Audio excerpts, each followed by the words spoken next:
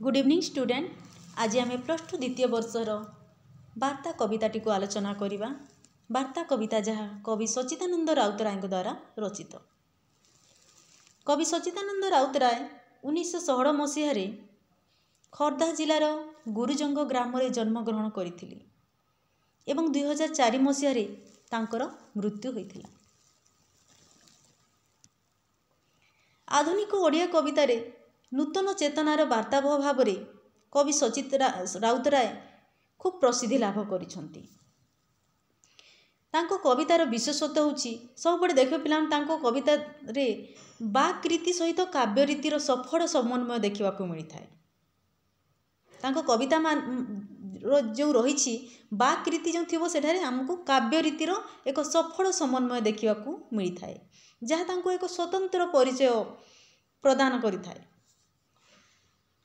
पल्ली प्रकृति ठारू आरंभ करी साम्यवादी चेतनार रूपकार भाव में तांकर ख्याति सुदूर प्रसारी रही एवं ओडिया कविता को एक नूतन दिशा देबारे तांकर भूमिका गुरुत्वपूर्ण। से सबुड़े ओडिया कविता को एक नुआ दिशा देबारे तांकर गुरुत्वपूर्ण भूमिका देखा मिलता है।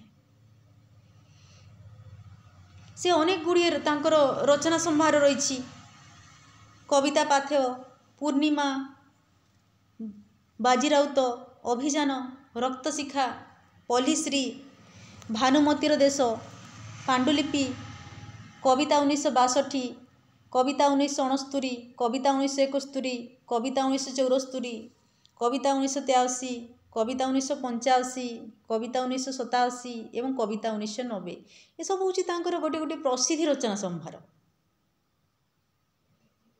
उत्तर कक्ष नाम रे तांकर आत्मजीवनी ग्रंथ रही।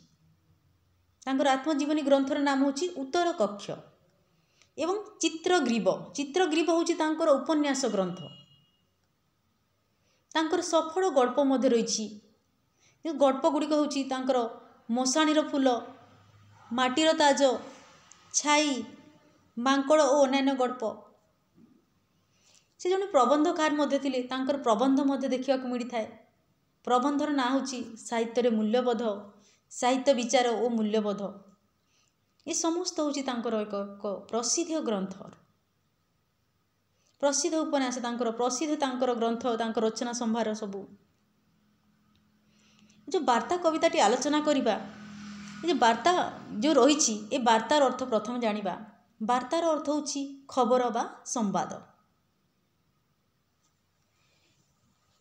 ये आलोच्य वार्ता कविताटी कवि सच्चिदानंद राउतरायंकर पांडुलिपि संगृहीत होइछि। मन रखियो पिला माने, शॉर्ट क्वेश्चन पढ़ी पारे एटा।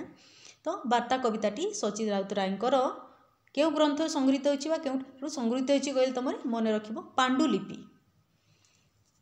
दासत्व बंधन रे निष्पेषित मनीष मानकु कवि एई वार्ता कविता माध्यम रे मुक्तिर स्वप्न देखाइछंती। आ अत्याचारी मानक ठारू मुक्ति पाइबा पाई व्यक्ति को किपरि आत्मसर्ग करने को पड़िबो ताहा कवि कहिछंती। जुग जुग धरिकी जो हीन दासत्व प्रथा चढ़ी आसुथिला, जुग जुग धरी जो हीन दासत्व प्रथा चढ़ी आसुथिला एवं मनीष माने सेठारे निष्पेषित दलित होई आसुथिले, सेमानंकु कवि सच्चिदानंद राउतराय मुक्तिर स्वप्न देखाइछंती। किपरि सेमाने सेठारे मुक्त पाई पारिबे,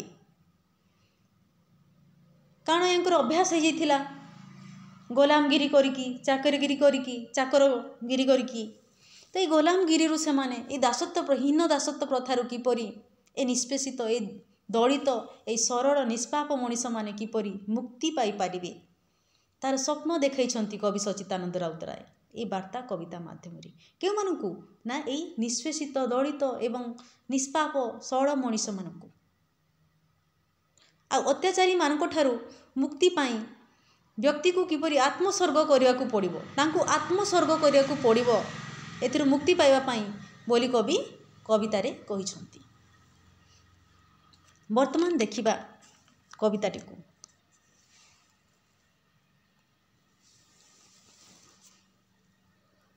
कवि सच्चिदानंद राउतरायंकर फोटो चित्र गोटे रही। आरंभ करिबा कविताटी को। ଶତାବ୍ଦୀର ସିଂହଦ୍ୱାରୁ ଆସିଅଛି ଦୂତ, ଆଣିଅଛି ବାର୍ତ୍ତା ଭବିଷ୍ୟତର। ତ ପିଲାମାନେ ଏଠି କ'ଣ କୁହାଗଲା ନା ଶତାବ୍ଦୀର ସିଂହଦ୍ୱାରୁ ଆସିଅଛି ଦୂତ, ଆଣିଅଛି ବାର୍ତ୍ତା ଭବିଷ୍ୟର।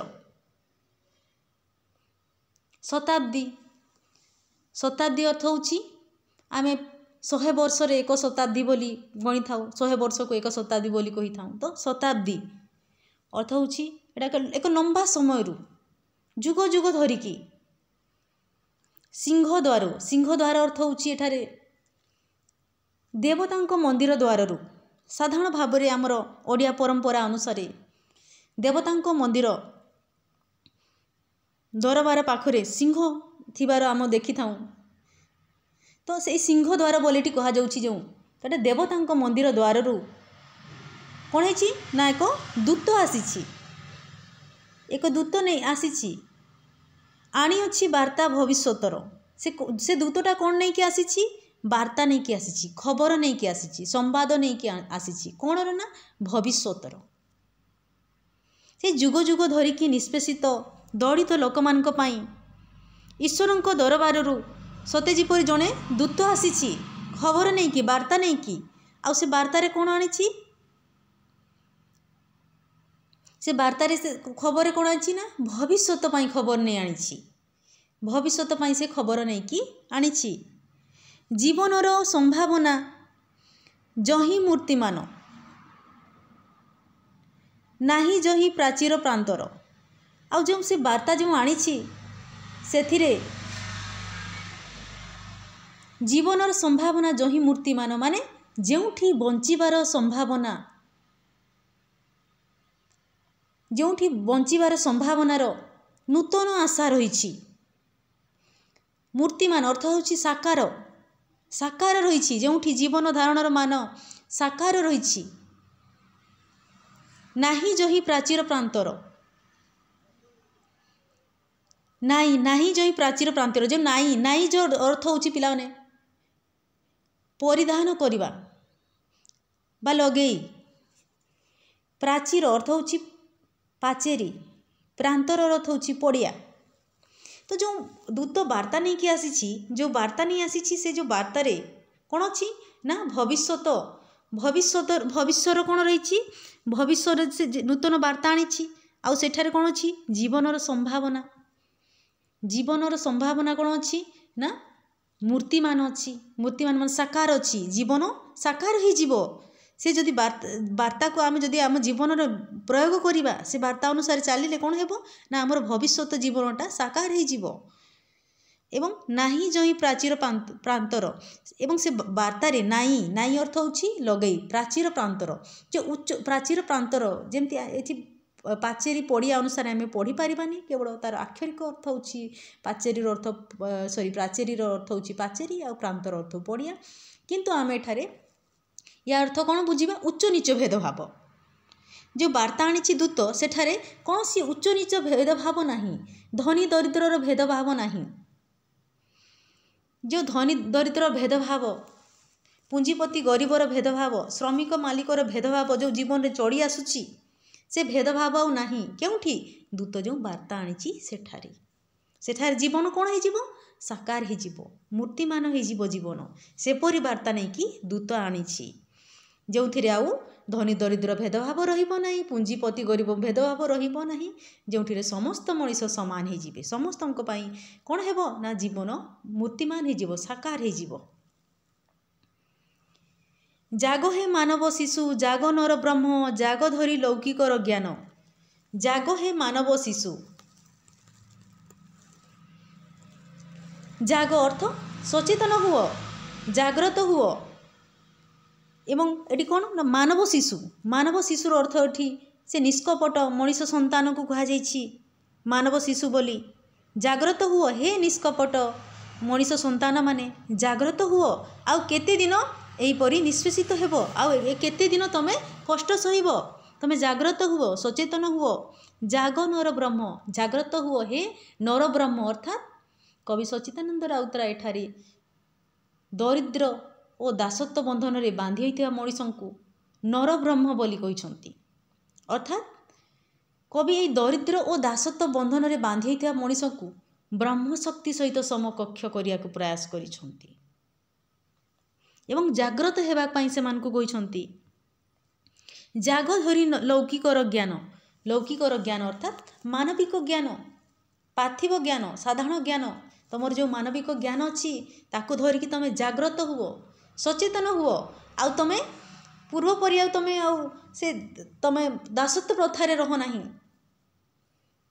तुम जाग्रत ही जाओ दृढ़ हुओ रूढ़ हुओ निय प्रतिशोध जुगव्यापीहीन दासत्वर दृढ़ हुओ अर्थात शक्तिशाली हुओ रूढ़ अर्थ हूँ कर्कश शक्तिशाली हुओ कर्कश हुओ उच्च स्वर उत्तोलन कर आउ कौन कर निय प्रतिशोध अर्थात प्रतिहिंसा तबे प्रतिशोध निय तुमको एत जुग जुग धरी जो दासत्व प्रथा दासत्व अर्थ गोलामगिरी जो करुछ तुम चाकरीगिरी जो करिछ तार आज प्रतिशोध निय जुगव्यापीहीन दासत्वर अर्थात जुग जुग धरी जो हीन तुच्छ हे जो दासत्व प्रथा चली आसी ता विरोध रे आज तुम शक्तिशाली तार विरोध कर तार प्रतिशोधनीय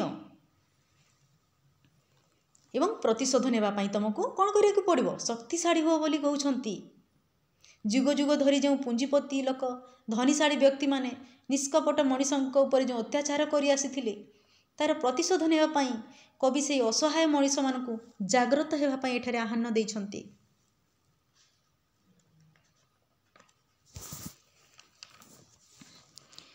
समय आसीछि आज पचारिबा पाई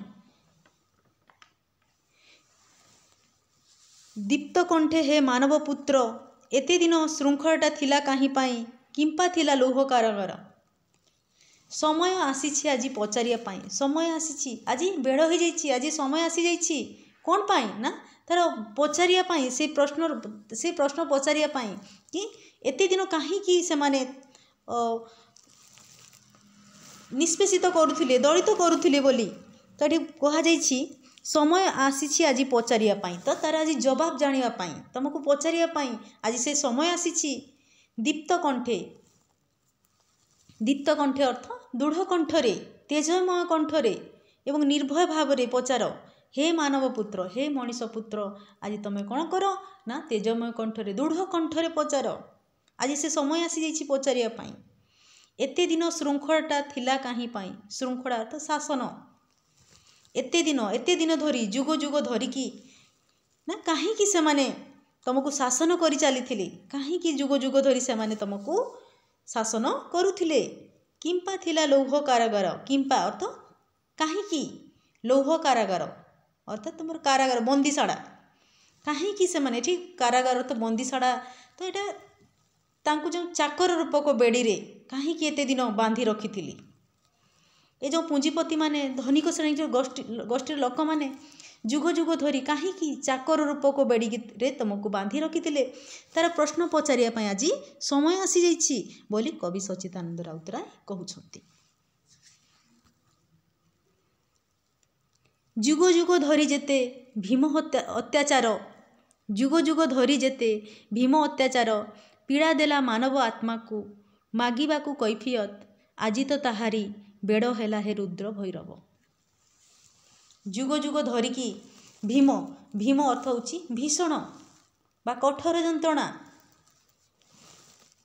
जुग जुग धरी ए अत्याचारी माने ए शिल्पपति माने धनिक गोष्ठी लोक माने पुंजीपति माने जो भीषण अत्याचार करि चली सड़ निष्कपट मनीष को जो अत्याचार भीषण अत्याचार कर चली कठोर जंत्रणा जो दे चली पीड़ा देला मानव आत्मा को पीड़ा अर्थ कष्ट देछि मनीषर आत्मा को मनीष को जो कष्ट देछि एई सड़ निष्पाप मनीष को जुग जुग धरिकी जो कष्ट देछि तार मागिबाकू कैफियत अर्थ कारण कैफियतर अर्थ होछि कारण तो तार कारण पचार काहींकि से माने एते दिन तुमको कष्ट देले काहींकि पीड़ा देले तार आज कारण पचार आज तो ताहारी बेड़ हेला हे रुद्र भैरव आज तार समय आसी जाइछि कौन समय ना तार कारण पचारिया पाई काहींकि से माने जुग जुग धरिकी मनीष आत्मा मानव आत्मा को एते पीड़ा देले काहींकि से माने एते कष्ट देले निष्पेषित कले दलित कले आज तार समय आसी जाइछि